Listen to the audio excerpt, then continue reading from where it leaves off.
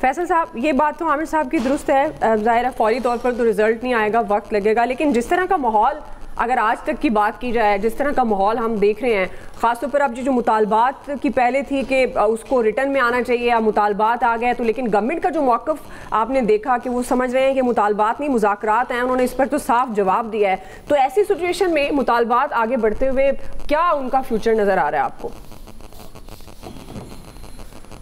देखिए, वो तो हमने कल भी ये बात की थी ना कि मुज़ाकरात के तो दो फरीक हमें नज़र आ रहे हैं, पस पर्दा भी वो फरीक है, दो फरीक है, एक पाकिस्तान में होगा, एक पाकिस्तान से शायद बाहर होगा। मुज़ाकरात तो बहरहाल हो रहे हैं।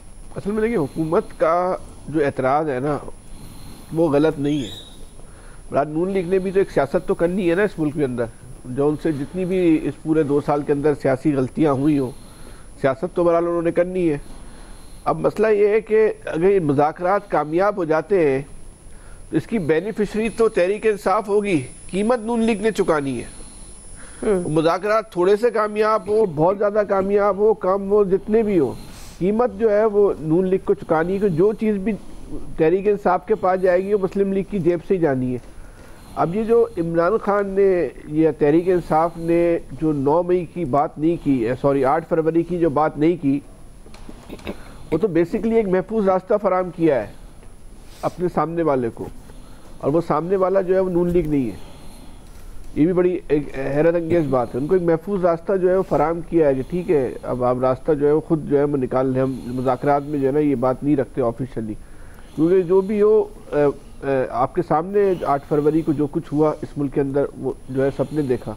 आज भी सुबह से जो है तरदीद, तस्दीक और उसके बाद वज़ाती बयानों का जो है वो सिलसिला जारी है। ये इसी तरह जो है वो चलता रहेगा। हालात जो है वो तहरीक इंसाफ के लिए साजगार होना शुरू हो गए, मुल्की हवाले से हुए, गैर मुल्की हवाले से हुए। शायद ये मम्मा हमेशा बना रहे और ये हमारी बहस का मौजू भी होना चाहिए, लेकिन नज़र आ रहा है कि तहरीक इंसाफ के लिए जो है वो हालात जो है वो साजगार होना शुरू हो गए। मैं एक बात को फिर दोहराऊँगा जी जी, और ये कहना चाहूँगा कि अगर हालात साजगार हो रहे हैं और तहरीक इंसाफ और रियासत बिल्कुल आमने सामने खड़े हो गए थे, और शायद पाकिस्तान में कोई भी सियासी फोर्स रियासत के सामने इस तरह कभी ना खड़ी हुई हो जिस तरह तहरीक इंसाफ खड़ी हुई थी।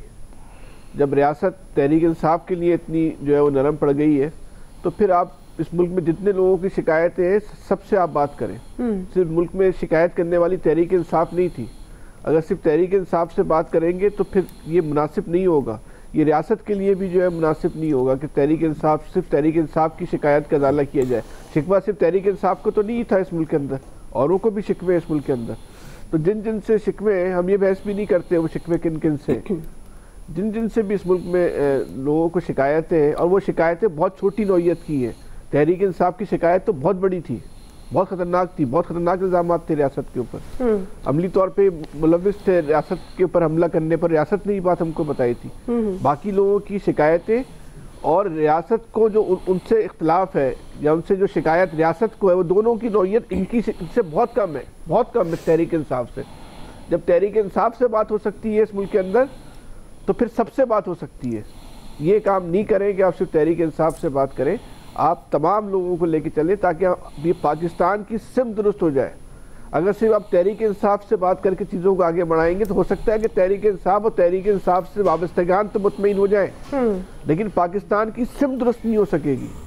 पाकिस्तान की सिमत को दुरुस्त करने के लिए ज़रूरी है कि तमाम लोगों को जो है, जिन लोगों को शिकायत है उनसे बात करें। माजी में किसी से गलतियाँ हुई हैं, उनकी गलतियों का वो अगर अदाला करने को तैयार है और वो अपनी गलतियों पे माफ़ी मांगने को तैयार है, तो आप सच्चे दिल के साथ, खुले दिल के साथ जो है उनको गले लगाएं, उनकी गलतियों को माफ़ कर दें।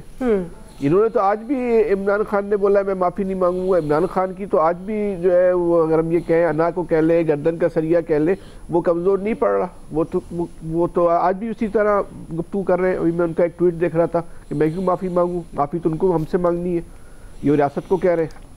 हम तो फिर भी मैं आपसे एहतियात से बात कर रहा हूँ, तो ट्वीट में ओपनली बोला है, किससे बोला कि माफ़ी मांग लो। बाकी लोग ये नहीं कह रहे, बाकी लोग ये कह रहे हैं हमें माफ़ कर दो। तो ये काम ना करें, बेहतर ये है कि सब लोगों को लेके चले, वरना ये तासुर जाएगा कि आप डर गए, आपने जो है वो ताकत की बुनियाद पे वो ये तासुर तहरीक इंसाफ देगी। आज देना शुरू कर दिया था उन्होंने, वो तो बजाती बयान आ गया। आमिर साहब का ट्वीट भी आ गया वजाती बयान से पहले, उन्होंने बता दिया ऐसा कुछ नहीं है, उसके बाद वजात भी आ गई। वरना ये तासुर देंगे ये आपके लिए मुनासिब नहीं होगा, तो ये बेहतर यही है कि तमाम लोगों को लेके चले ताकि पाकिस्तान बेहतर हो जाए। बिल्कुल, पाकिस्तान दुरुस्त में जो है वो चलना शुरू हो जाए। सब पाकिस्तानी है, इस मुल्क के जितने नौजवान है, चाहे वो कराची में रहता है, KPK में रहता है, कोयटा में रहता है, लाहौर में रहता है, पेशावर में रहता है, कहीं रहता है, ये सब पाकिस्तानी है। इनको अपने से अलग नहीं करना चाहिए, इनको गले लगाने का वक्त है ताकि ये पाकिस्तान जो है हमेशा के लिए जो है उसकी सिमत को दुरुस्त कर लिया जाए। जी शकील अंजुम साहब, 1 मिनट दुआ, छोटी सी देखिए दुआ, ये जो शकील साहब मुज़ाकरात हैं, मौका दे दें एक दफा आमिर साहब को। जी जी जी जी जी आमिर साहब, जी जी जी जी ये जो फैसल साहब तासुर फरमा रहे थे ना कि जैसे पाकिस्तान की फौज घुटनों के बल बैठी हुई है और मौका PTI दे रही है, ये बिल्कुल गलत है। ये इमरान खान ने जब कहानी शुरू की और आर्मी चीफ का नाम लेके कहा कि वो मुझसे माफ़ी मांगे, हमारे लोगों को पकड़ा और सजा दी, मारा पीटा उनको, और फिर एक ही सांस में कहा कि मैजिक बॉल है कि जो मैंने आपको बताई बात, बिल्कुल, फिर जवाब भी बड़ा उसी तरह स्ट्रांग आया।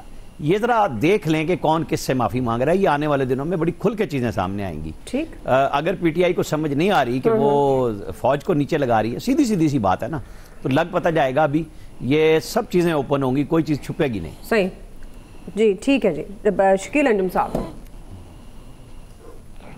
देखिए इस मुज़ाकरात जब से शुरू हुए हैं, ग़ालिबन 5 दिसंबर से ये शुरू हुए हैं, तो हम काफ़ी दफ़ा इस पर बात कर चुके हैं। जब भी कमेटी का कोई इजलास होता है या कोई अपडेट आती है, तो मैंने पहले भी ये बात की थी, आज भी आमिर साहब ने भी की है, मैं फिर उस बात को दोहराऊंगा कि PTI मुझे लगता है उसने 1 स्टेप डाउन किया है, क्योंकि इससे पहले जब भी कोई बात हुई या मुज़ाकरात के हवाले से बातचीत शुरू होती थी, तो PTI का पहला मुतालबा ये होता था कि 8 फरवरी का जो मैंडेट है वो हमें वापस किया जाए, हमारी जो मखसूस नशिस्तें हैं वो हमें वापस की जाएं। लेकिन अब हम इंतज़ार कर रहे थे कि आया जो वो तहरीरी तौर पर मुतालबात पेश करेगी PTI, क्या उसमें 8 फरवरी के इंतखाबात के हवाले से कोई बात की जाएगी या नहीं।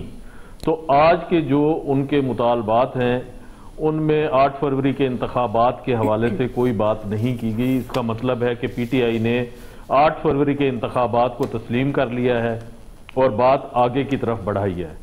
देखें, जब मुज़ाकरात शुरू होते हैं तो बहुत सारे अप्स एंड डाउन आते हैं, बहुत सारे ट्विस्ट आते हैं। ऐसे लगता है कि एक मौके पे लगता है कि मुज़ाकरात बिल्कुल कामयाबी के बिल्कुल करीब हैं, लेकिन अगले ही लम्हे ये लगता है कि जैसे डेडलॉक होने जा रहा है। तो ये जो मुज़ाकरात हैं, इनका बैठ जाना, बातचीत करना, तहरीरी मुतालबात देना, फिर जो उनके मुतालबात हैं वो पहले भी हम डिस्कस कर चुके हैं कि वो चाहते हैं कि 26 नवंबर पर 9 मई पर जुडिशल कमीशन बने। लेकिन जो सबसे अहम बात है वो जो बैकडोर मुज़ाकरात हैं उनकी बड़ी अहमियत है कि और ये एक नहीं, एक से कई बार जो है PTI के साथ एस्टेब्लिशमेंट का राब्ता हुआ है और उसमें PTI को भी ये बात बताई गई है कि अगर तो उन्होंने मुल्क की मईशत के साथ नहीं चलना, एहतजाज का रास्ता इख्तियार करना है और जो एस्टेब्लिशमेंट है उसके हवाले से जो ज़बान इस्तेमाल की जाती है वो ख़त्म नहीं करनी, तो उसके बाद कोई रास्ता नहीं निकलेगा।